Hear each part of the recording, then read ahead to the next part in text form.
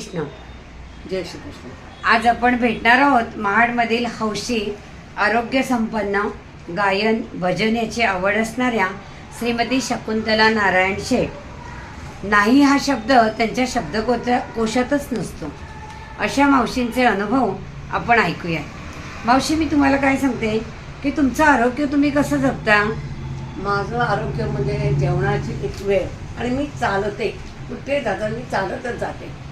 रिक्षा वगैरे चुकून क्वचितच, तर मला चालल्यामुळे मला बरं वाटतं.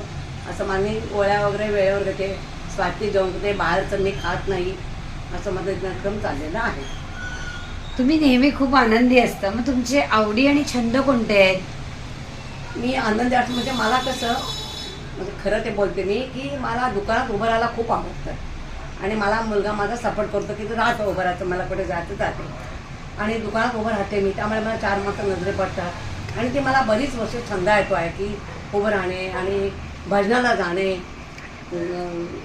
गोष्टी सांगणे, आणि त्याने मला बरं वाटतं. मला असं माहिती आहे, म्हणजे तुमच्या नेहमीच संपर्कात असते मी, की तुमची एक ज्येष्ठ नागरिकांची भिशी आहे. काय काय करता हो तुम्ही त्या भिशीमध्ये?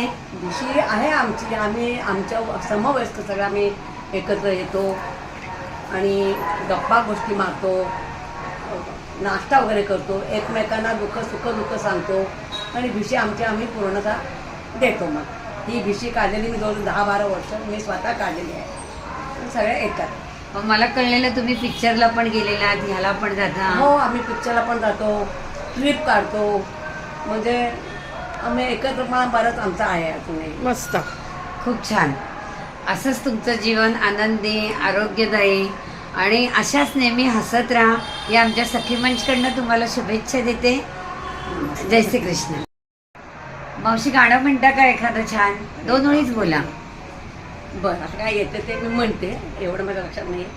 देव जरी मज कधी भेटला, देव जरी मज कधी भेटला, माग वेते माग म्हणाला, माग हवे ते माग म्हणाला, म्हणेन प्रभू ही सारी माझे, म्हणेन प्रभू ही सारी माझे, जीवन माझे देव तयाला, देव जरी मज कधी भेटला. वा वा.